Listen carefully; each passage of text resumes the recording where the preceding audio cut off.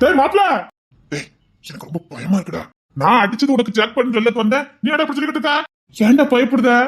டேய் அடிச்சுட்டா உனக்கு ஜாக் பண்ணி. சும்மா இருங்கடா. ஹே, பொண்ணு தரத்தனே சம்மதிச்ச மாதிரி தான்டா. இல்லடா, எனக்கே ஒரு மாதிரியா இருக்கு. ஏன்டா இப்ப நீயா போய் அந்த பொண்ணு கிட்ட நான் உங்களை கல்யாணம் பண்ணிருக்கேன்னு சொன்னா? அந்த பொண்ணு தானே உன்னை பிடிச்சிருக்குன்னு சொன்னா. டேய் எனக்கு என்னடா தகுதி இருக்கு? அது மட்டும் இல்ல, அம்மாவா இருக்கட்டும் பொண்ணு தரனா இருக்கட்டும், என்ன நினைப்பாங்க என்ன பத்தி? எனக்கு இப்ப என்ன தகுதி இருக்குங்க? ஒரு பொண்ணு கூட வாழறதுக்கு எனக்கு தகுதி இருக்கான்னு எனக்கு தெரியல. என்னோட தகுதி வேணும். சரி தப்பு பண்ணுதான், ஆனா அதுக்காக குடும்பத்தை விட்டுட்டு ஓடி போகலையே. இந்த வரைக்கும் உன் உழைப்புல தானே குடும்பம் ஓடிக்கிட்டு இருக்கு. நான் கை நிறைய சம்பாத்தியம் பண்றேன்னு வீட்டை விட்டு ஓடி போகலையே. தப்பு பண்ணினாலும் நின்னுட்டு இல்லடா, அதான்டா முக்கியம். தப்பு பண்ணிட்டு முதுக கட்டிட்டு தான் ஓடக்கூடாது. ஆமா தப்பு பண்ணிட்டேன்னு நெஞ்சு நிமித்தி தானே நின்ன. டேய் உன்ன மாதிரி ஒருத்தவங்கள வாழ்றதுக்கெல்லாம் ஒரு பொண்ணு கொடுத்து வைக்கணும்டா. அதெல்லாம் ஒண்ணு இல்ல, நான் கூட ஒன்ன ஒரு மாதிரி நினைச்சேன். ஆனா நெஞ்ச நிமித்திட்டு வந்து நின்ன பாரு, விட்டுட்டு ஓடாம பரவாயில்ல நான் பாத்துக்கிட்டே நின்ன பாரு, செஞ்ச தப்புக்கு பரிகாரம் தேடின பாரு, அங்க நிக்கடா நீ. மாப்பிள்ள, நீ பட்ட கஷ்டத்துக்கெல்லாம் சேர்த்து வச்சு நீ நினைச்ச மாதிரி ஒரு பொண்ணு கிடைச்சிருக்குடா. டேய் சும்மா இருங்கடா, எனக்கு மனசு சரியில்லை. ஏன்டா?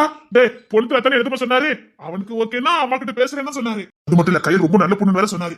ஏன்டா அந்த பொண்ணே வந்து உன்கிட்ட பேசணும்னு சொல்லுது, நீ பயந்துகிட்டு உட்கார்ந்து இருக்கா? இல்லடா, அதெல்லாம் விக்கியத்தான் கூட சொன்னாவ.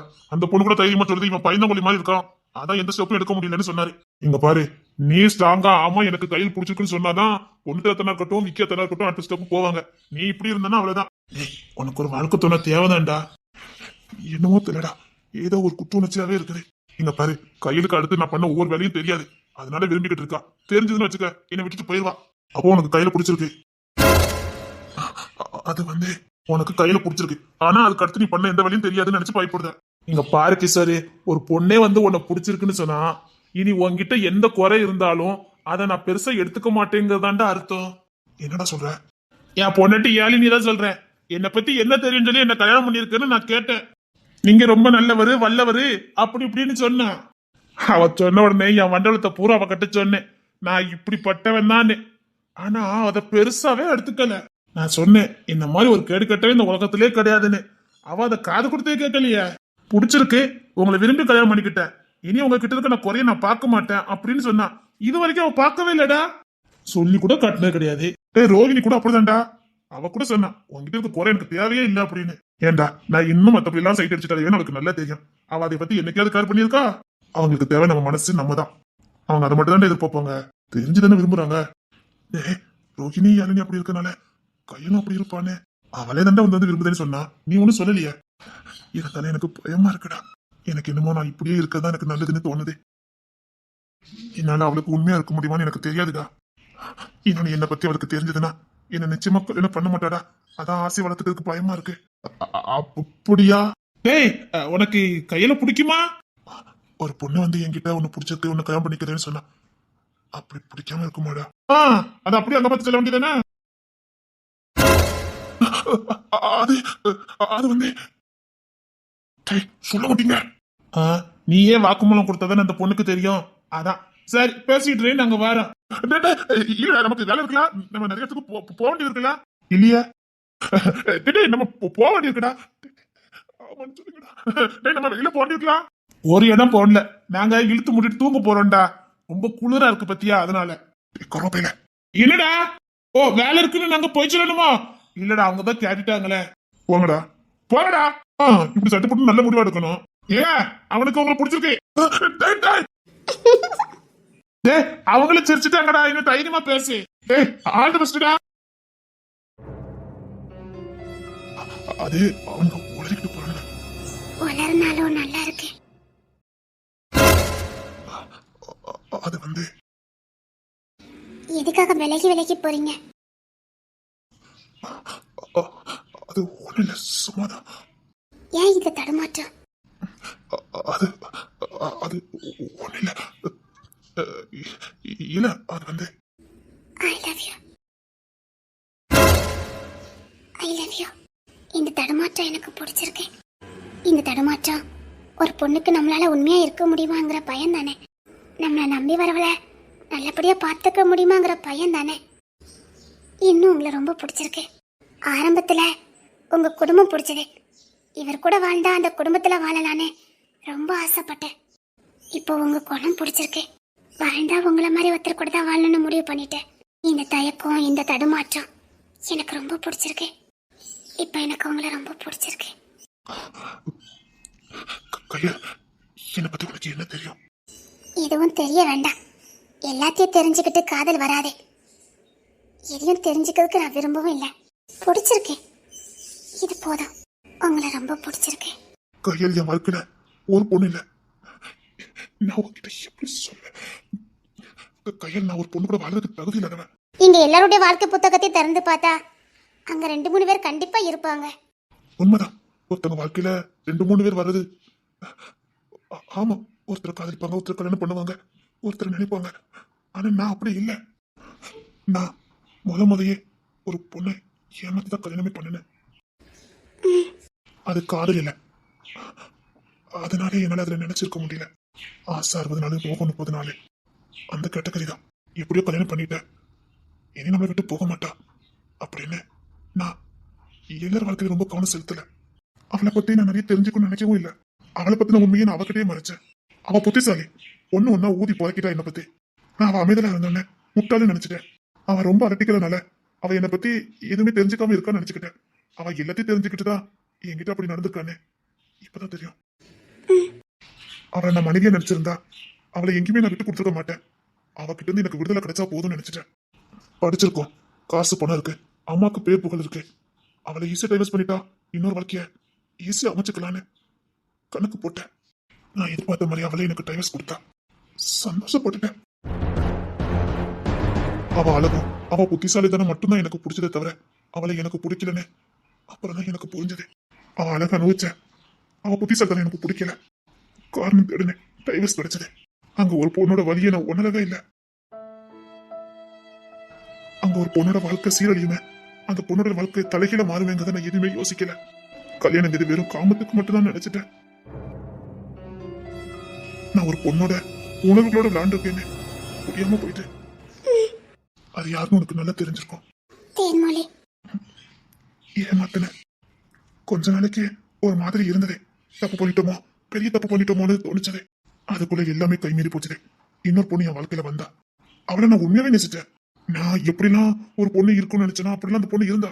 எனக்கு ஒரு பொண்ணு என்னோட புத்திசாலித்தனமா இருக்கிறது பிடிக்காது, புத்திசாலித்தனமா நடந்துக்கிற பொண்ணு எனக்கு பிடிக்காது அப்படின்னு நான் ஒரு தப்பு கணக்கு போட்டிருந்தேன். தேன்மொழி கிட்ட எதெல்லாம் எனக்கு பிடிக்காதுன்னு நினைச்சேன்னா அதுக்கு ஆப்போசிட்டா ஒரு பொண்ணு வந்தா. ஆனா அந்த பொண்ணு நான் உண்மையா விரும்பினேன். நான் எப்படி ஒரு பொண்ணுக்கு துரோகம் பண்ணனா அப்படி அந்த பொண்ணு என் கூட இருந்து எனக்கு துரோகம் பண்ணா. அப்பதான் நான் தேன்மொழிக்கு செஞ்ச துரோகம் என் கண்ணு முன்னாடி வந்தது. கடவுள் அப்படிலாம் ஒரு பொண்ணுக்கு துரோகத்தை பண்ணிட்டு சந்தோஷமா வாழலாம் நினைச்சா வாழ விட மாட்டாருன்னு அப்ப நான் புரிஞ்சுது. துணையோட அருமை அப்பதான் எனக்கு புரிஞ்சது.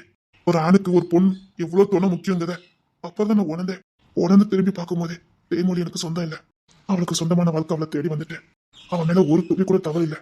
அவ விரும்பினதும் பொண்ணு தலையதான், அவ தேடிக்கிட்டு இருந்ததும் பொண்ணு தலைதான். என்னன்னு அவங்களுக்கு சட்டப்படி வேணா கல்யாணம் நடக்காம இருந்திருக்கலாம், ஆனா அதிகாரப்பூர்வமா அவங்களுக்கு கல்யாணம் நடந்திருந்திருக்கு. என்ன சொல்றீங்க? சேமத்துல தேன்மொழிக்கு வாக்கு கொடுத்தது அவளை எப்படியாவது வாழ வைப்பேன்னு. தேன்மொழியோட அம்மா அப்பா சரி கிடையாது, அதனால சேர்மத்துல தன் நண்பனுக்கு தேன்மொழிய சட்டப்படி இல்லாம அதிகாரப்பூர்வமா மனம் முடிச்சு வச்சிருந்திருக்காரு. புரியல, சட்டப்படி இல்லாம அதிகாரப்பூர்வம்னா? தேன்மொழி ஊர்க்காரங்க முன்னாடியில என் ஃப்ரெண்டுக்கும் தேன்மொழிக்கும் நான் இந்த இடத்துல ரெஜிஸ்டர் பண்றேன், அவங்க 2 பேரும் தான் கல்யாணம் பண்ணணும்னு ஊர் மக்கள் கிட்ட இருந்து ஒரு 25 பேர் கையெழுத்து வாங்கி கல்யாணத்தை முடிச்சு வச்சிருந்திருக்காரு. அதுக்கு ஒரு காரணம், ஏன்னா அவளுக்கு அப்ப 18 வயசு ஆகல. அதனால தேன்மொழி அம்மா அப்பா மேல சேமத்துறைக்கு ஒரு துளி கூட நம்பிக்கை கிடையாது. அதனால அவளுக்கு 18 வயசு முடிஞ்ச உடனே என் நண்பன் வந்து கூட்டிட்டு போயிடுவான். அதுக்கு இந்த ஊர் தான் சாட்சின்னு ஊர் முன்னிலையில சேர்மத்துல அவங்க 2 பேத்துக்கும் கல்யாணத்தை பண்ணிருக்காரு. இது தேன்மொழிக்கும் தெரியாது, பொண்ணு துறைக்கும் தெரியாது. 18 வயசு ஆன உடனே சட்டப்படி முறைப்படி அவங்க 2 பேத்துக்கும் திருமணம் நடக்கும் அப்படிங்கிறதையும் அதுல பதிவு பண்ணியிருக்காரு. அதை பதிவு பண்ணி ஊர் பிரசிடண்ட் கிட்ட அதை ஒப்படைச்சிருக்காரு. என்ன சொல்றீங்க? அப்ப எப்படி உங்களை விரும்பி எப்படி? அது எதுவுமே தேன்மொழிக்கு தெரியாது. தேன்மொழி கட்ட நேரமோ இல்ல பொண்ணுத்தரோட கட்ட நேரமோ சேமத்துல மிலிட்டரியிலே இறந்து போனாரு. சேமத்துல தேன்மொழி படிச்ச காலேஜுக்கு இன்ஃபார்ம் பண்ணிட்டு தான் அன்றைக்கு தான் அவர் இறந்தாரு. இது காலேஜ் நிர்வாகத்துக்கு தேன்மொழி குடும்பத்தை பத்தி சரியா தெரியாதனால அந்த இன்ஃபார்ம அவங்க அம்மா அப்பா கிட்ட சொல்ல, அதே நேரம் தான் நான் தேன்மொழியை விரும்பிக்கிட்டு இருந்தேன். இல்ல அவ அழகுல மயங்கி இருந்தேன். நான் அவளை விரும்பிட்டு இருக்கிறது அவங்க வீட்டுக்கு தெரியும். காலேஜ் நிர்வாகம் தேன்மொழி அம்மா அப்பா கிட்ட இந்த விஷயத்த சொல்ல, இதுதான் சரியான சந்தர்ப்பம் பொண்ணு பொண்ணுத்துறதான் அந்த டீ கடைக்காரன்னு போய் சொல்லி தேன்மொழிக்கும் அந்த டீ கடைக்காரனுக்கும் கல்யாணங்கிற பேர்ல முடிச்சு வச்சுட்டாங்க. அது எப்படி? பொண்ணுத்துறதான் டீ கடைக்காரன்னு பேரை மாத்திட்டாங்க. டீ கடைக்காரனுக்கும் தேன்மொழிக்கும் கல்யாணம் நடக்கும்போது அதை ரிஜிஸ்டர் பண்ண முடியல. இது எங்களுக்கு எப்போ தெரியும்னா டைவர்ஸ் பண்ணாத நேரத்துல நான் கல்யாணம் பண்ண முடியுங்க நேரத்துல நாங்க டீ கடைக்காரனுக்கும் தேன்மொழிக்கும் டைவர்ஸ்க்காக அப்ளை பண்ணும்போது தான் அவங்க ரெண்டுத்துக்கும் ரிஜிஸ்டரே ஆகலன்னு எங்களுக்கு தகவல் வந்தது. அப்பவுமே அம்மாவுக்கு சந்தேகம் வர ஆரம்பிச்சுட்டு கோயில வச்சு கல்யாணம் இருந்ததுன்னா அது ரிஜிஸ்டர் ஆயிருக்கணுமே, ஏன் ரிஜிஸ்டர் ஆகலன்னு அம்மா அப்பவுமே யோசிக்க ஆரம்பிச்சு அதுக்கான வேலையை செய்ய ஆரம்பிச்சிருக்காங்க. அம்மா இப்படி எல்லாத்தையும் தேடிட்டு இருக்காங்கன்னு எனக்கு தெரியாது. அதானே கோயில வச்சு கல்யாணம் தான் ரிஜிஸ்டர் ஆயிருக்கணுமே. ஆக முடியாதுல்ல, ஏன்னா சேர்மத்துறை தான் 18 வயசு ஆனாலே ஆட்டோமேட்டிக்கா அது கவர்மெண்ட் ரிஜிஸ்டர் ஆயிருக்கணும்னு ரெக்கார்ட் பண்ணி வச்சுட்டு போயிட்டாரு. ஏற்கனவே திருமணம் ஆன பிள்ளையா எப்படி மறுபடியும் ரிஜிஸ்டர் பண்ண முடியும்? அதுல மாட்டிக்கிட்டாங்க. அப்புறம் நீங்க எப்படி? அங்கதான் நான் ஒரு ட்விஸ்ட் வச்சேன். என்ன பண்ணீங்க? பொண்ணு தரக்கிட்டே எனக்கும் தேன்மொழிக்கும் கல்யாணத்துல ஏகப்பட்ட பிரச்சனை வருது, ரிஜிஸ்டர் பண்ணாம வேற எங்கேயாவது கல்யாணம் பண்ண முடியுமான்னு நான் தான் பிளான் போட்டு கொடுத்தேன். அதாவது இப்போ வந்தானே விக்ரமே, அவனை வச்சுதான் வேலையை முடிச்சேன். என்ன சொல்றீங்க? அவங்க அப்பாவுக்கோ எங்க அம்மாவுக்கோ ஏற்கனவே பாக, அதனால இந்த கல்யாணம் நடக்கிறதுல ஏதாவது பிரச்சனை வர்ற மாதிரி நான் தான் ஒரு பின்பத்தை இவனை வச்சு கிரியேட் பண்ணேன். அதுக்கேற்ற மாதிரி விக்ரமும் எனக்கு சப்போர்ட் பண்ணணும். விக்ரமும் நல்ல சிவனும் எங்களை விரட்டுற மாதிரியும் அதனால கல்யாணத்தை அவசரமா முடிக்கிற மாதிரியும் அவசரமா ஒரு சின்ன சர்ச்சில் வச்சு எந்த ரிஜிஸ்டரும் பண்ணாம எனக்கும் தேன்மொழிக்கும் கல்யாணம் நடந்தது. அப்புறம் உங்களுக்கும் எப்படி தேன்மொழிக்கு டைவர்ஸ் ஆச்சுதே? நான் என் அதிகாரத்தை பயன்படுத்தி பொண்ணுத்திரைக்கும் தேன்மொழிக்கும் இருந்த உறவை கேன்சல் பண்ணிட்டு நான் ரிஜிஸ்டர் பண்ணிக்கிட்டேன். இப்போ ஒரு பிரச்சனை நான் சிக்கலனே, அது அந்த ஃபைல் தான். இந்த எல்லா உண்மையும் தெரிஞ்ச ஆதிரா நான் எதுல கோல்மால் பண்ணனோ அந்த ஃபைலை தட்டி தூக்கிட்டா. அதனால குடும்பமா மாட்டிக்கிட்டீங்களா? நான் அந்த ஃபைலை இனி யாருமே தூசி தட்ட மாட்டாங்கன்னு நினைச்சேன். அது மட்டும் இல்ல, எனக்கும் தேன்மொழிக்கு தான் டைவர்ஸ் ஆயிடுச்சுன்னு ரொம்ப அசால்ட்டா இருந்துட்டேன். அந்த ஃபைலை பத்தினதையும் நான் தேன்மொழிக்கு செஞ்சதையும் எப்படி தேன்மொழிக்கும் பொண்ணுத்துறைக்கு நான் டைவர்ஸ் வாங்க வச்சேனோ அப்படிங்கிற காதல் போதையில நான் ராணிக்கிட்ட எல்லா விவரத்தையும் சொல்லிட்டேன். அந்த ஃபைல் எங்க இருக்கு அப்படிங்கிற விவரத்தையும் சொல்லிட்டேன். அது நல்ல சிவன் காதுக்கு போய் இப்படி எதிரிகள் கையில மாட்டி என்ன பந்தாட வச்சுட்டாங்க. இப்படி நான் தேன்மொழிக்கும் பொண்ணுத்துறைக்கும் செஞ்ச பாவம் ஏகப்பட்டது. நான் தேன்மொழியை கண்டுக்காம விட்டுருந்தா இயற்கையாவே தேன்மொழிக்கும் பொண்ணுத்துறைக்கும் கல்யாணம் முடிஞ்சிருக்கும். சட்டமே கொஞ்ச நாள் அவங்களுக்கு அதை தெரியப்படுத்தி இருந்திருக்கும். அதை எதையுமே பண்ண விடாம நான் பண்ணிட்டேன். அப்ப பொண்ணுத்துறைக்கும் தேன்மொழிக்கும் டைவர்ஸ் ஆயிடுச்சா? சேர்ந்து வாழாமலே டைவர்ஸ் ஆயிடுச்சு. ஒருத்தருக்கு ஒருத்தர் யாருன்னு தெரியறதுக்கு முன்னாடி டைவர்ஸ் ஆயிடுச்சு. இதாய புருஷன் இதாய பொண்டாட்டின்னு தெரியறதுக்கு முன்னாடியே அவங்க ரெண்டுத்துக்கும் டைவர்ஸ் ஆயிடுச்சு. சட்டப்படி டைவர்ஸ் ஆயிடுச்சு. கடவுள் எனக்கு கொடுத்த மூளையும் என் அம்மா எனக்கு கொடுத்த படிப்பையும் நான் எந்த வழியில பயன்படுத்திருக்கேன் பார்த்தல. சரி, இப்ப என்ன? அவங்க ரெண்டும் சேர்ந்து வாழ வேண்டியதானே? அங்கதான் ஆதிரா கோடவத்தி வேண்டது வேலையை பார்த்துட்டா. அப்படி சேர்ந்தா கூட எனக்கு எந்த குற்ற உணர்ச்சி இருந்திருக்காது. எனக்கு நிம்மதியா இருந்திருப்பேன். என்ன சொல்றீங்க? அந்த ஃபைலே இன்னும் ஆதிரா கிட்டையும் அந்த அலெக்ஸ் கிட்டையும் தான் இருக்கு. ஐயோ, இது மட்டும் வெளியில தெரிஞ்சா நான் இந்த பதவியில இருக்க முடியாது, நான் வாழவும் முடியாது. என்ன சொல்றீங்க? பொண்ணு தெரியும் தேன்மொழியும் போராடினாங்க. அதுல இருந்து சில பாட்டுகளை மட்டும் நாங்க எடுத்துக்கிட்டோம். இனி நான் எங்கேயுமே பிரச்சனையில மாட்டாதபடி சில பாட்டு மட்டும் எங்க கிட்ட மாட்டிக்கிட்டு, அதுவும் தேன்மொழி புத்திசாலித்தனத்தினால ஆதிரா கிட்ட இருந்து சில பாட்ஸை வாங்கிட்டா. ஆனா முக்கியமானது என்ன? நான் இனி எந்த பிரச்சனையும் மாட்டாம இருக்கணும்னா, எனக்கு தண்டனை கிடைக்காம இருக்கணும்னா பொண்ணு தெரியும் தேன்மொழியும் சேரக்கூடாது. அவங்க ரெண்டு பேரும் காதலிச்சாலோ கல்யாணம் பண்ணாலோ குழந்தை பெற்றுக்கிட்டாலோ என்ன ஜெயிலுக்கு அனுப்புவாங்க. என்ன சொல்றீங்க? என் மேல ஏகப்பட்ட கேஸ். அந்த கேஸ் ஃபைல் மட்டும் நாங்க மீட்டணும். மற்றபடி நான் செஞ்ச தேன்மொழி பொண்ணு டைவர்ஸ்க்கு இன்னும் ஆதிரா கட்டியும் அலெக்ஸ் கட்டியும் தான் இருக்கு. தேன்மொழியும் பொண்ணு திரையும் தியாகம் பண்ணாங்க. நாங்க கல்யாணம் பண்ண மாட்டோம், காதலிக்க மாட்டோம். எனக்கும் தேன்மொழிக்கும் இனி எந்த சம்பந்தமும் இல்லை. வாழ்க்கையில இனி நாங்க சேரவே மாட்டோம்னு சில டீல்களை பேசி ஒப்பந்தம் பண்ணி அந்த பாட்டுல இருந்து ஒரு பகுதியை மட்டும் மீட்டு வாங்கியிருக்கோம். தேன்மொழியும் பொண்ணு திரையும் தியாகம் பண்ணிதான் எனக்கு விடுதலை வாங்கி கொடுத்தாங்க. அப்ப அவங்க சேர முடியாதா? சேர முடியாது, சட்டப்படி சேர முடியாது. ஆமா, ஆதிரா தான் பொண்ணு தர பொண்டாட்டி.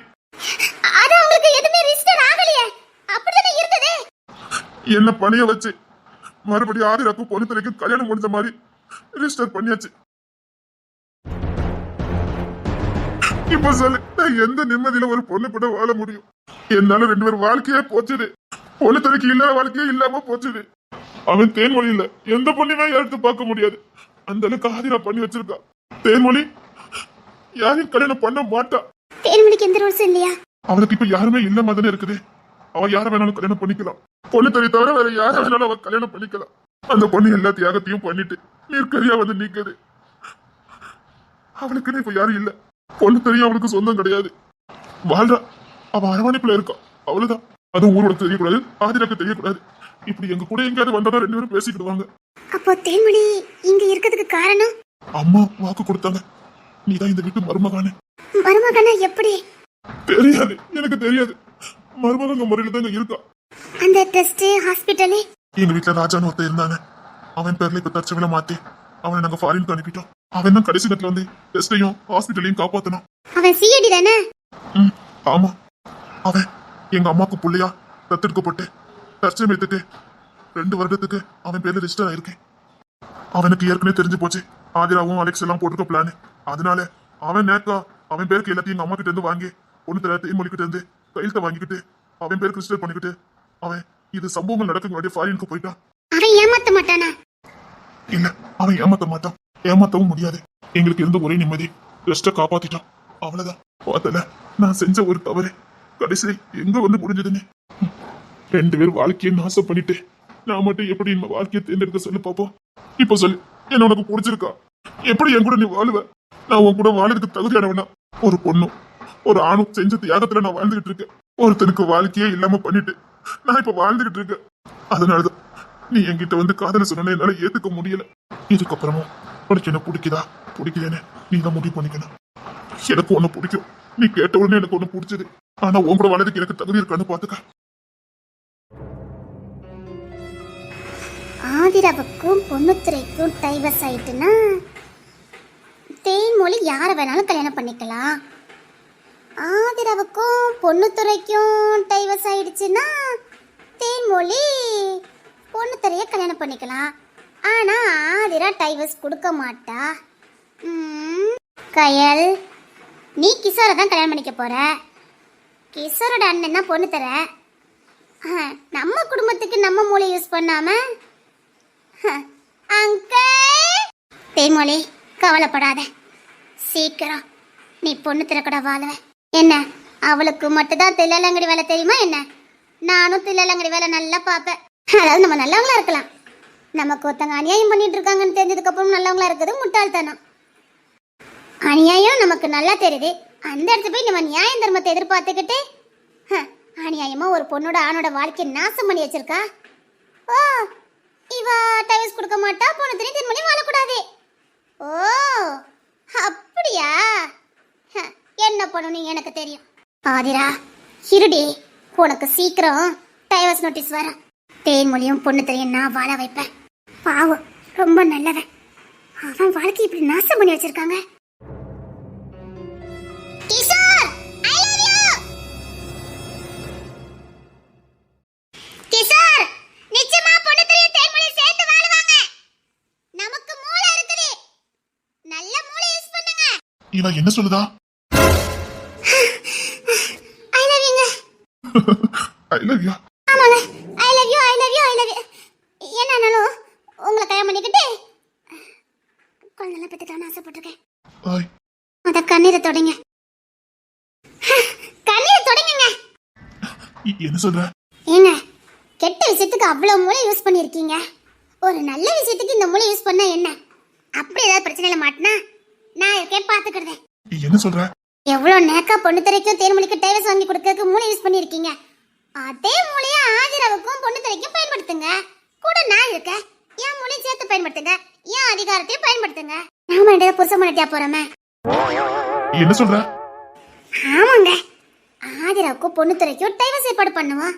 அப்படி ஆயிட்டுனா தேன்மொழி இப்போ யாரை வேணாலும் கல்யாணம் பண்ணலாம், பிரச்சனை இல்லை. ஆனா அவ யாரையும் கல்யாணம் பண்ண மாட்டா. ஆனா பொண்ணு திரைக்கு அப்படி இல்ல, ஆதிரா கூட வாழ்ந்துதான் ஏன்னா ஆதிரா டைவர்ஸ் கொடுக்க மாட்டா. அதனால பொண்ணு திரைக்கு ஒரு ஆப்ஷனே இல்ல. ஒன்னே ஒண்ணு, ஆதிராக்கு டைவர்ஸ் வாங்கினா பொண்ணு திரை யார் வேணாலும் கல்யாணம் பண்ணிக்கலாம், அது தேன்மொழி கல்யாணம் பண்ணிக்கலாம். அப்படிதானே? ஆதிரா பத்தி உனக்கு தெரியாது. அந்த ஆதிரா நாங்களும் சாதாரணமா தான் நினைச்சோம், அவ அப்படி இல்ல. அலெக்ஸ் ஒருத்தன் கூட இருக்கான். எவனோ இருந்துட்டு போறான். இங்க பாருங்க, நம்ம கிட்ட அதிகாரமும் இருக்குது, அதே நேரத்துல மூளையும் இருக்குது. ஆளே இல்லாம பொண்ணு திரைக்கும் தேன்மொழிக்கு டைவர்ஸ் வாங்கி கொடுக்கறதுக்கு மூளை யூஸ் பண்ணுனீங்க. அதுலதான் மாட்டிக்கிட்டான், அதுலதான் போய் சரணடைய நிலைமை ஆகி போச்சுது. இனி யாருக்கிட்ட நீங்க சரணடைய வேண்டாம். இங்க பாருங்க, மூளை யூஸ் பண்ணலாம். பொண்ணு திரைக்கும் ஆதிராவுக்கும் முதல் டைவர்ஸ் ஏற்பாடு பண்ணலாம். ஏ, அவ என்ன இதெல்லாம் யோசிக்காமலாம் இருப்பா? கண்டிப்பா இந்த வீட்டுல இருக்க எல்லாருமே மூலக்காரங்க தான் தெரியும். அதான் விக்கி, அவன் என்னெல்லாமோ பண்ணி பார்த்தான், முடியல. நாங்களும் என்னெல்லாமோ பண்ணி பார்த்தோம், முடியல. அவ கடைஞ்செடுத்த அயோக்கி, அவகிட்ட இருந்து லேசர் டைவர்ஸ் கிடைக்காது. நாம எல்லாரும் ஒண்ணு சேர்ந்தா கண்டிப்பா ஆதிராவுக்கும் பொண்ணு திரைக்கும் டைவர்ஸ் வாங்க முடியும். நீ வேற, அவ பார்த்து 2 நாளைக்கு வந்து இருந்துக்கிடுவா. புருஷனாமா? சிங்கம் திருப்பாளா? ஆமா, அது ஊர்ஜிகப்பட்டதுக்கு, ஊர் ஜனத்துக்கு முன்னாடி பொண்ணு தெரியும் ஆதிராவும் தான் புருஷன் பொண்டாட்டின்னு ஊர் ஜனத்துக்கு ஊர்ஜிகப்பட்டதுக்கு. வேலைக்குனே பொண்ணு தரத்தானே கோயிலுக்கெல்லாம் கூட்டிட்டு போவா. அப்படி எனக்கு கோயிலுக்கு கூட்டிட்டு போக மாட்டேன்னு சொன்னா இந்தா எங்களை மிரட்டுவா. எங்க கிட்ட இருக்க ஆஸ்தி அந்தஸ்து எல்லாத்தையும் வாங்கிட்டா. எல்லாருடைய வேலையும் தட்டி பறிச்சா. சொல்ல போனா எங்களை நடுத்தருக்கு கொண்டு வந்துட்டா. நாங்களும் எல்லாத்தையும் இழந்துட்டு நடுத்தருக்கு வந்துட்டோம். இப்போமோ பொடுத்துல தன்னாவ ஆட்டி தான் படைக்கிறா. பொடுத்துல அடங்கி போறதே நாங்க பட்டினியா கிடந்துடக்கூடாதுக்காக. பல்ல கடிச்சுக்கிட்ட அவ சொன்னதெல்லாம் செய்வான். பிள்ளைங்க பட்டினியா கிடந்துடக்கூடாது. பொண்ணுத்திரை இதெல்லாம் செய்ய மாட்டேன்னு சொன்னா வேலையை எங்கிட்ட இருந்து புடுங்குவா. அது சரி, பொண்ணுத்திரைக்கு விக்கிக்கலாம் எப்படி வேலை போச்சுதே? வாலண்டியா நாங்களே ஊழல் பண்ணோன்னு சொல்லி வாக்குமூலம் கொடுக்க வச்சு அது மூலம் எங்களுக்கு வேலை எடுக்க வச்சுட்டா. அப்படி பண்ணலன்னா என்ன உள்ள அனுப்பிடுவேன்னு மிரட்டினாங்க. அச்சச்சா. ஒண்ணுத்துல தானே விற்கும் வாலண்டியா நாங்க ஊழல் பண்ணிருக்கோன்னு சரணடைஞ்சதுனால வேலையிட்டு தூக்கிட்டாங்க. அப்படி கட்டாயப்படுத்தினாலே அவதான். தேன்மொழிக்கு அது திட்டம் போட்டு அவளை தூக்கிட்டாங்க. அவ தப்பான ஆபரேஷன் பண்ணானே அவ மேல கேஸ் ஃபைல் பண்ணாங்க. அதை வெளியில ப்ரொடியூஸ் பண்ணணும்னா நீ காலத்துக்கும் டாக்டர் ஆக முடியாதுன்னு மிரட்டினாங்க. தற்காலிகமா 7 வருஷம் அவன் டாக்டர் இருக்க முடியாதுன்னு. 7 வருஷம் டாக்டர் ஆக முடியாதா? அலெக்ஸ் தேன்மொழியை கல்யாணம் பண்ண சொல்லி வற்புறுத்தினான். அடச்சே. அவளுக்கு ஒரே ஆப்ஷன் தான் கொடுத்தான். ஒன்னே என்ன கல்யாணம் பண்ணிக்க, இல்ல நீ படிச்ச படிப்பை மறந்துருன்னு சொன்னான். அவ நான் படிச்ச படிப்பை கூட பறப்ப உன்னை கல்யாணம் பண்ணிக்க மாட்டேன்னு சொல்லிட்டா. இப்பவும் தேன்மொழி அடையிறதுக்கு என்னென்ன பண்ணணுமோ அத்தனையும் பண்ணிக்கிட்டு தான் இருக்கான். ஆனா எதுலயும் அவ செவி சாய்க்க மாட்டான். ரொம்ப புத்திசாலி. அவ மூளை, அந்த மூளையை வச்சு அவ தப்பிச்சுக்கிட்டு இருக்கா. அதனாலதான் பெரும்பாலும் தேன்மொழி எங்க வீட்லயே தங்க ஆரம்பிச்சுட்டா. அவளால வெளியில இருக்க முடியாது. Alex torture. அந்த பொண்ணை பார்த்தா பாவமா இல்லையா? இப்படி சுத்தி சுத்தி எல்லாரும் அடிச்சா அந்த பொண்ணு என்னதான் பண்ணுவா? இப்ப அந்த பொண்ணு எந்த பக்கமும் திரும்ப முடியாத அளவுக்கு எல்லாம் இருக்குதே. ஆனாலும் அவ சேட்டை குறையாது, அவ வாழ்த்தனமும் குறையாது. ஆனா அந்த இடத்துல வேற பொண்ணுனா வாழ்ந்திருக்கவே மாட்டா. பயங்கர மூளைக்காரி. அவ மூளையை வச்சு தப்பிச்சுக்கிட்டே இருக்கா. சரி, எனக்கு கொஞ்சம் உதவி பண்ணுங்க. நான் நிச்சயமா சொல்றேன், இன்னும் 6 மாசத்துல பொண்ணுத்துறைக்கும் ஆதிராவுக்கும் டைவர்ஸ் கன்ஃபார்ம். இன்னைக்கே வேலையை தொடங்குறேன். இன்னில இருந்து 6வது மாசம் ஆதிராவுக்கும் பொண்ணுத்துறைக்கும் டைவர்ஸ் கையில வந்துடும். ஒரு டைவர்ஸ் கிடைக்கிறதுக்கு 6 மாசம் ஆகும். நான் கரெக்டா நேர்வழியில போய் கரெக்டா டைவர்ஸ் கொடுக்க வைக்கிறேன். கரெக்டா இன்னும் 6வது மாசம் டைவர்ஸ் ஆயிருக்கும். இது சத்தியம். என் புருஷ கிஷோர் மேல சத்தியம்.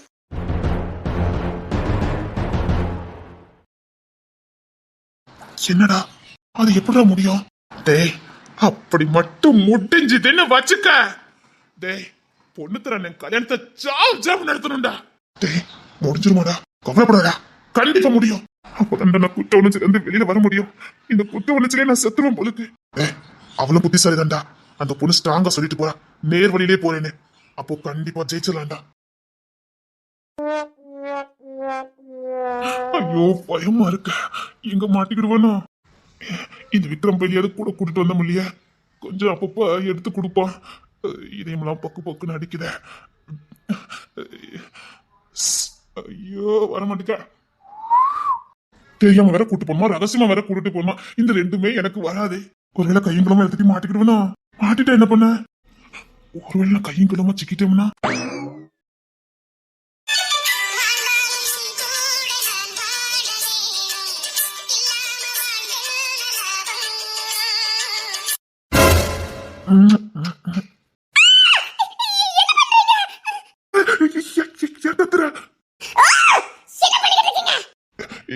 என்ன என்ன பண்ண?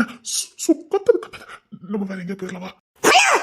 சித்த அர்ஜென்டா பேச சொன்னீங்க, அதுக்காக வந்தேன். முதல்ல யாருக்கு விடுங்க. ஐயோ சாரி, உன்னை பார்த்தா பாஞ்சிட்டேன். அது உன்னை பார்த்தோன்னு என்ன கண்ட்ரோல் பண்ண முடியல. அதான் தூக்கி வச்சு கூப்பிட்டேன்.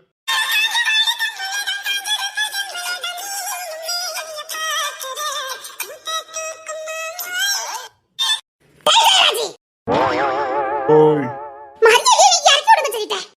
உள்ள வாய் பேசல இறங்கி. ஏறு நல்லா இறங்கி. நான் எங்க ஏறுறேன்? ஏத்திட்டீங்க. அதுல இருந்து நீதான் இறங்கணும். ஐயோ யாராவது பாத்துறாங்க. அதுக்கு தான் சொன்னேன் வேற எங்க ஓடிடுவான். ஓடிடுவோமா? நீங்க நானா? இங்க யாராவது பார்த்தா பிரச்சனை ஆயிடுவோமே. அப்ப பிரச்சனை ஆயிரும்னு உங்களுக்கு தெரியாது. எனக்கு என்ன தெரியும்? அது எனக்கு எப்படி ஒண்ணும் தெரியாது. சொல்லி விட்டாங்க அதான் எனக்கு தெரியும். எனக்கு என்ன யார் பார்த்தா எனக்கு என்னன்னு நான் இருந்தேன். அப்படி பார்க்க கூடாதாமே. உங்க அம்மா பக்கம் தெரிஞ்சா பிரச்சனை ஆயிருமாமே.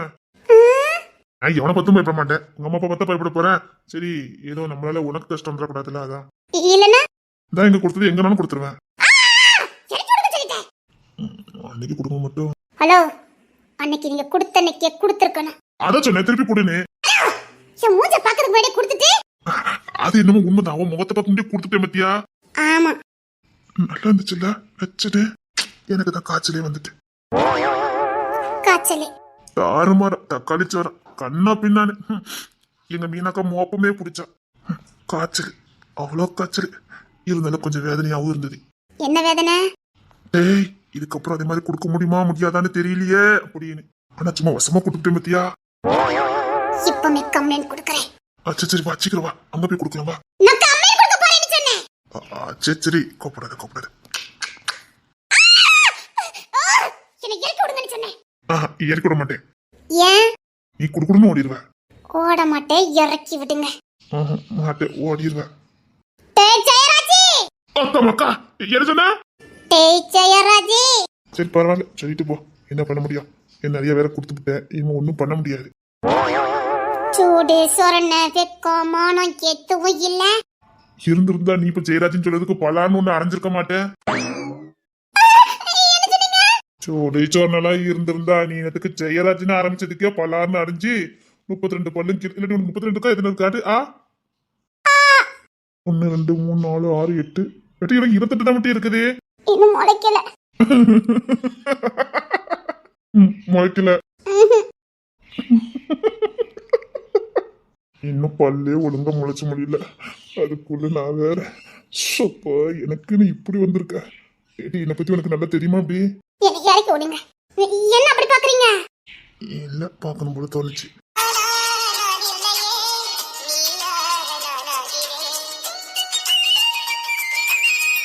என் கால் தரையிலே பட மாட்டேங்குது. இதே ரொம்ப ஸ்பீடா அடிக்குது. இதயம் எல்லாம் ஒரு மாதிரியா இருக்கு. என்னெல்லாமோ பண்ணுது. இப்படியே இந்த பொழுது உன்னை எனக்குள்ள இறுகி அணைச்சு உன்னை எனக்கு சொந்தமாக்கிக்கணும்னு தோணுது.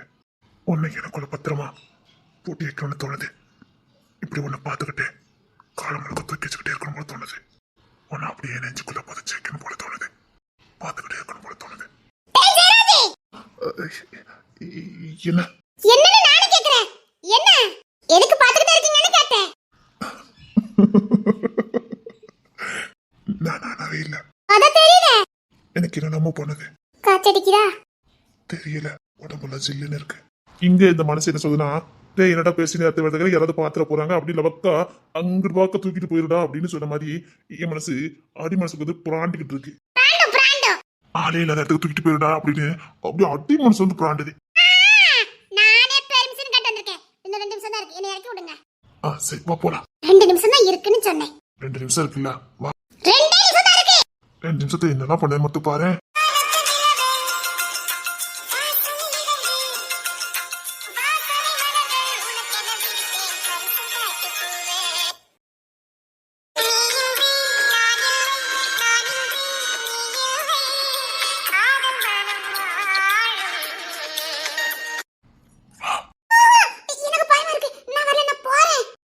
யாராவது பாத்திர போறாங்க, சீக்கிரம் உள்ள வா.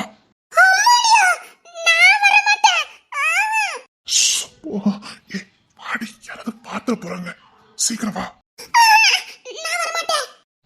நான் பாத்துக்கிட்டு ஒன்னும் பண்ண மாட்டேன், வா ப்ளீஸ் வா. பேசிட்டு தான் இருக்கணும், வா. பாரு, இப்படி நான் பேசுறதா யாராவது பார்த்தாங்கன்னா பிரச்சனை ஆயிரும். நீ உள்ள வா. பயமா இருக்கா? ஏன்? இல்ல, இங்க யாருமே இல்ல. நான் வர மாட்டேன். நான் போறேன். நான் ஹாஸ்டலுக்கு போறேன். ப்ளீஸ் ப்ளீஸ் உள்ள வாயே. இங்க பாரு, நீ ஒரு நாள் தான் இங்க தங்கியிருப்பான். நாளைக்கு ஊருக்கு போயிடுவான். ப்ளீஸ் வாயே.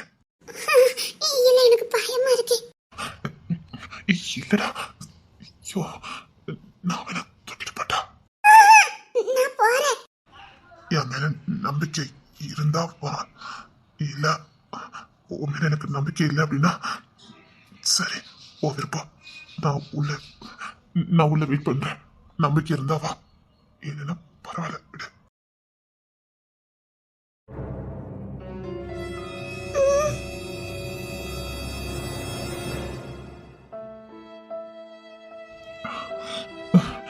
ஒருவேளை என் வயசுக்கு மேலே ஆசைப்பட்டுட்டேனா? எனக்கு தகுதி இல்லையா? அதனால எனக்கு அவளை ரொம்ப பிடிச்சிருக்கு. எல்லா காலம் கடந்து வருது.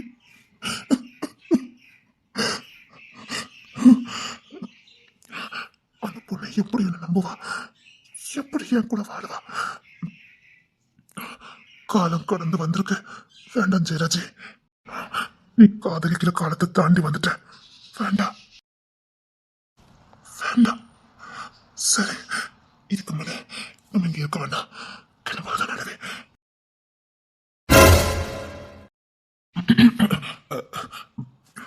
அது ஏதோ கண்ணீர் வந்த மாதிரி இருந்ததே. ச்சே, ச்சே, ச்சே, இல்லையா? நான் எனக்கு நான் ச்சே, ச்சே, எனக்கு எதுக்கு கண்ணீர் வரப்போதே? தாரத்தாரையா வந்தது. ச்சே, இல்ல, வேத்து கொட்டி இருக்கும். இந்த காரியர் கிளைமேட்டுக்கு இந்த குளிர்ல உங்களுக்கு வேத்த கொட்டி இருக்கு. இல்ல, நான் ச்சே, ச்சே, நான் எதுக்கு கண்ணீர் சிந்தனும்? இல்ல, நான் பார்த்தேன். இங்க பாரு. சரி, நீ பயப்படலையே ஒரு காரணம் இருக்கு. நான் காலம் கடந்து காதலிக்க வந்திருக்கேன். காலம் கடந்து போச்சு. அது அம்மா மட்டும்தான். அதனால படிப்பு ரொம்ப முக்கியம் நினைச்சு படிப்புல ரொம்ப கவனம் செலுத்திட்டேன். என்ன காப்பாத்திக்கிறதுக்கு என்கிட்ட இருந்தது படிப்பு மட்டும்தான். அதனால முழு போக்கஸுமே நான் படிப்புல தான் இருந்துட்டேன். காலேஜ் படிக்கும் போது அப்படிதான். என் கவனம் ஃபுல்லா படிப்புல இருந்தது. எந்த பொண்ணையும் காதலிக்கணும், எந்த பொண்ணை கட்டி பேசணுங்கிற எண்ணமே எனக்கு வரல. சொல்ல போனா எனக்கு காதலே வரல. என் எதிர்காலத்தை நினைச்சுதான் பயந்துகிட்டு இருந்தேனே தவிர அந்தந்த வயசுல வர வேண்டியதை நான் அனுபவிக்கவே இல்லை. ஒரு பையனுக்கான சந்தோஷம் கார் ஓட்டுறது, பைக் ஓட்டுறதுதான் நினைச்சுக்கிட்டேன். பைக் ரேஸ்ல ரொம்ப ஆர்வம். அதனால டெல்லியில போய் கலந்துக்கிட்டேன். அதுல ஜெயிக்கவும் செஞ்சேன். அது மூலமா எனக்கு மிலிட்ரி ஆஃபர் வந்தது. மிலிட்ரியில சேர்ந்தேன். நல்ல போஸ்டிங். இன்னும் என் மனசு அது கடினமாக்குச்சு. காட்டுலயும் மேட்லயும் பனிலையும் கடந்தனால என் இதயம் அதுக்கேற்ற மாதிரி பழகி போச்சுது. காதல், கல்யாணம் எதுவுமே நான் யோசிக்கவே இல்லை. அங்க வாரண்டியா ரிட்டைர்மெண்ட் வாங்க வேண்டிய நிலைமை. சின்ன கேஸ்ல மாட்டிக்கிட்டேன். அதுக்கப்புறம் சிஐடிக்கு என்ன மாத்தினாங்க. எனக்கு மிச்சில இருந்த அனுபவம் இருந்தனால எந்த கேஸுக்கு எப்படி மூளையை பயன்படுத்தணும்னு எனக்கு தெரியும். அதனால இந்த சிஐடியில தான் இருந்தேன். முத ஒரு பொண்ணை நேசிச்சேன். ஆஹா, அந்த பொண்ணு எனக்கு சொந்தமானவா இல்ல, இன்னொருத்தனுக்கு சொந்தமானவா. என்ன அது தப்புன்னு உடனே அதுல இருந்து வெளியில வந்துட்டேன். ஆனா காதல்னா என்னன்னு எனக்கு கத்து கொடுத்தவா அவதான். ஒரு பொண்ணை காதலிக்கிறதுனால ஒரு மனுஷனுடைய வாழ்வு எப்படிலாம் மாறுங்கத கத்து கொடுத்தவா எனக்கு அவதான். வாழ்க்கையில சுவாரஸ்யங்கள் இருக்குங்கிறத கத்து கொடுத்தா எனக்கு அவதான். ஆனா அவளை நான் காதலிக்கல. அவகிட்ட இருந்து சில பாடங்களை நான் கத்துக்கிட்டேன். ரொம்ப அழகானவா, ரொம்ப புத்திசாலித்தனமானவா. என் லைஃப்லயும் அதே மாதிரி ஒரு பொண்ணு வந்தா நல்லா இருக்கணும்னு என் மனசுலயே ஒரு கற்பனையை வச்சுக்கிட்டேன். அதே மாதிரி இருக்கிற ஒரு பொண்ணுதான் லைஃப்ல கல்யாணம் பண்ணணும்னு காத்துட்டு இருந்தேன். அச்சு பெறலாம அப்படியே இருக்கும்னு நினைச்சேன். அந்த பொண்ணு அவ்வளவு பிடிக்குமா? இல்ல, வாழ்க்கை கத்து கொடுத்த பொண்ணு. ஒரு பொண்ணு இப்படி இருந்தா நல்லா இருக்கும்னு அவளை பார்த்து கத்துக்கிட்டேன். ரொம்ப புத்திசாலி. அவளே மாதிரி ஒரு பொண்ணு இருந்தாதான் லைஃப் ஹாப்பியா இருக்குங்கத அவளை வச்சு நான் தெரிஞ்சுக்கிட்டேன். ஏன்னா என் வாழ்க்கையில நான் சந்தோஷமா இருந்ததே இல்லை. எனக்கு விவரம் தெரியறதுக்கு முன்னாடியே எங்க அப்பா நான் பார்த்ததே இல்லை. அம்மா மட்டும்தான் பொறுப்பு. பிறந்ததுல இருந்தே பொறுப்பு. நான் சந்தோஷமா இருந்தத விரலிட்டு கூட எண்ண முடியாது. ஆனா சந்தோஷமா இருக்க முடியுங்கத வாழ்க்கையில உணர்த்தினவாதான். அதனால அவளே மாதிரி எந்த பொண்ணு இருக்குதோ அவளதான் கல்யாணம் பண்ணிக்கணும். அவ கூட தான் என் வாழ்க்கை இருக்கணும்னு நான் எனக்குன்னு ஒரு கோட்பாடை வச்சுக்கிட்டேன். நான் எப்படி நினைச்சேனோ அப்படியே அச்சு பெறலாம நீ இருந்த. உன்னை பார்த்த உடனே எனக்குள்ள 1000 பட்டாம்பூச்சி பறந்தது. நான் ரொம்ப சந்தோஷமா இருந்தேன். அதனால உன்னை மிஸ் பண்ணிடக்கூடாதுன்னு நினைச்சேன். உன் கூட வாழ்ந்தா என் வாழ்க்கை ரொம்ப சந்தோஷமா இருக்குன்னு உன்னை பார்த்த அடுத்த நொடியே என் உள் மனசு சொல்லிச்சது. நான் சத்தியமா சொல்றேன், உன்னை நேசிச்ச மாதிரி நான் யாரையும் நேசிக்கல. பைத்தியமாயிட்டேன், ரொம்ப பைத்தியமாயிட்டேன். உன்னை பார்த்துட்டு வந்ததுல இருந்து பைத்தியமா இருந்தேன்.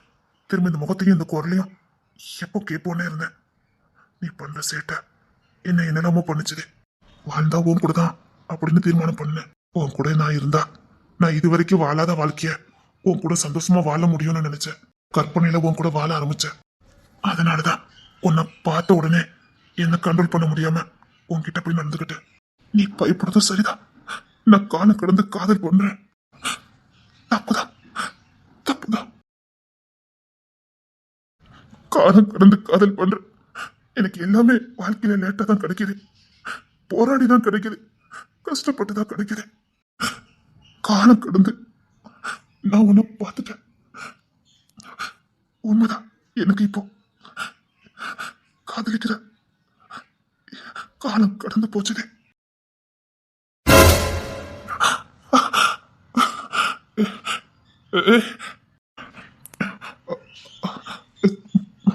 அது போதும், இந்த உண்மை போதும் உங்க கூட வாழறதுக்கு. போதும், அழுதது போதும். இல்ல ஒண்ணு இல்ல.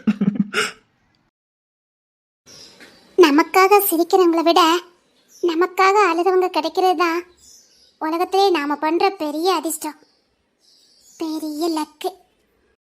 சிரிக்கிறது நம்ம கூட யார் வேணாலும் சேர்ந்து சிரிப்பாங்க. நமக்காக அழுறது இருக்கு பாருங்க, அதுவும் இப்ப எனக்காக அழுதீங்க பாருங்க. I like you ஜெயராஜி.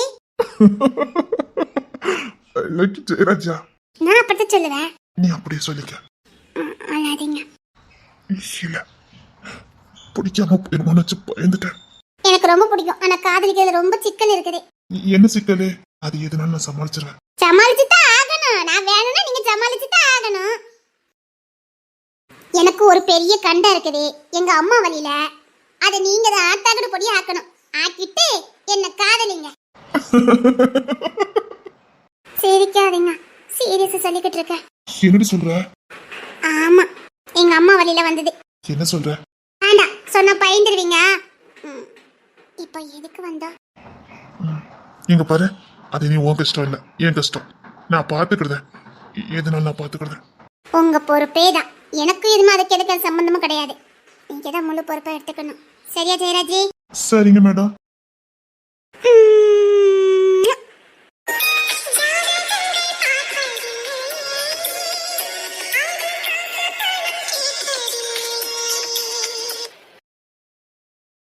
கிஷோர் பேசிருப்பான், அவன் தான் தரத்திற்கு ஓடி வந்துட்டானடா.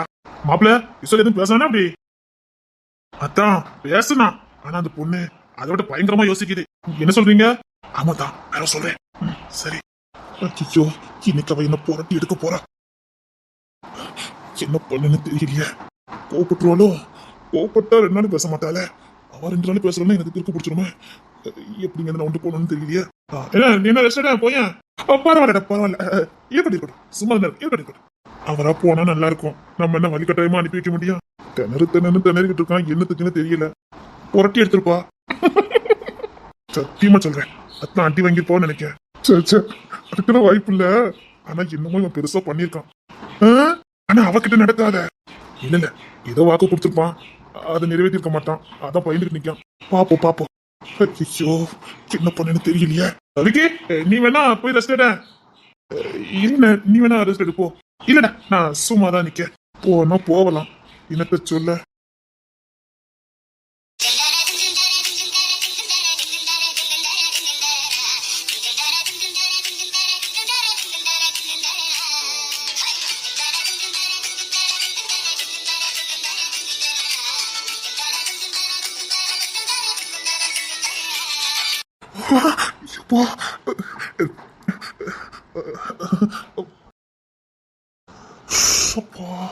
கோபம் வந்து நிக்காலே. என்ன பொண்ணு? ஹாய் தேன்மொழி. நல்ல மரியாதை, குட் மரியாதை, இப்படிதான் இருக்கணும். அவ்வளவுதான் கொடுக்க முடியும். அன்னைக்கு ஏதோ திணறுதான், என்னன்னு தெரியலையா. அப்புறம் எல்லாரும் சாப்பிட்டாச்சா எப்படி? டேய், இவன் டப்புல கேட்கலடா. அதான் தெரியுமா, இந்த வாய் தான் நம்மள நோஸ் கட் பண்ணி விட்டுருவா. எல்லாரும் தான் கேக்க சாப்பிட்டாச்சா எப்படி? வாய் திறந்துடாதீங்க, அங்க சண்டை இருக்கா. அதெல்லாம் தெரியும் தான், வாய் திறந்துட மாட்டோம்ல. வாய் திறந்துடாதீங்க. என்ன எல்லாரும் சாப்பிட்டாச்சா எப்படின்னு கேட்டேன். இல்ல சாப்பிடல. ஆத்தி பயப்படுறது பொண்ணுத்தான் தானா? சும்மா என்னாலே நம்ப முடியலப்பா. அப்ப இவன் எந்த அளவுக்கு ஆட்டி படைக்கணும்னு பாத்துக்க. பொண்ணு திறத்தானே பயப்படுதாடா, நம்மள ஏமாத்துறான். சாப்பிடு. இல்ல அதான் மணிப்பெல்லாம் கட்ட மாதிரி இருக்கு. போவாரு.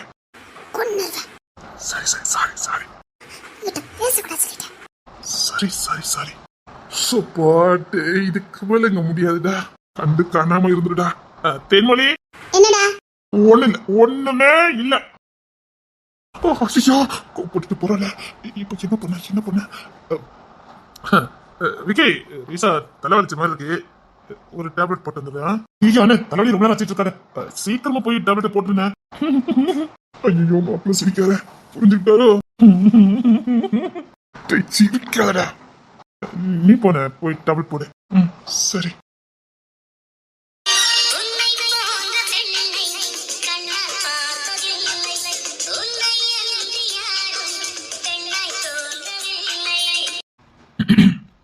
சாரி சாரி சாரிடி சாரி சாரி ஏன் அப்படி நடந்துக்கிட்டீங்க? சாரிடி. ஏன் அப்படி நடந்துக்கிட்டீங்கன்னு கேட்டேன். என்னால முடியல. அதுக்கு அதான் அப்படி நடந்துக்கிட்டேன். இது ஒண்ணு பேச வேண்டாம். சரி சாரி சாரி. தேவையில்லை. மனசுக்குள்ள நிறைஞ்சவா, மனசுக்கு பிடிச்சவா, இந்த சுற்றுச்சூழல், இந்த தனிமை, அதான் இந்த தப்பு இல்ல.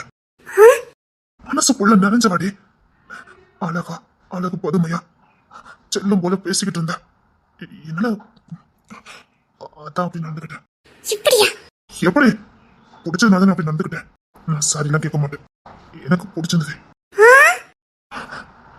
என்னடி என்கிட்ட பேசக்கூடாது சொல்லிட்டேன். ஏன் நான் இதெல்லாம் வாழ்க்கையில அனுப்ப கூடாதா? இல்ல, இப்படி மடக்க வேண்டாம் பேசி. சொல்லு. இப்பெல்லாம் ஒண்ணு பேச வேண்டாம். இப்போ கூட என்னால நானாவே இருக்க முடியல. என்ன பண்றீங்க? இப்போ கூட என்னால முடியல.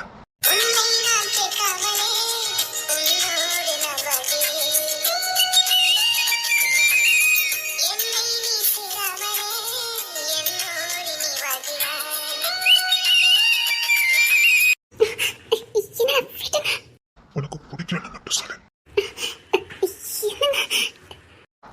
இங்க பாரு, இதே மாதிரி நாம எங்க வந்திருக்கோம்னு யாருக்கும் தெரியாது. இன்னொன்னு, இது கையில் விட்டு அரமனை. அங்க யாரும் வரமாட்டாங்க. யாரும் இல்ல, இங்க யாரும் வரமாட்டாங்க. இங்க நீயும் நானும் மட்டும்தான். நம்மள இல்ல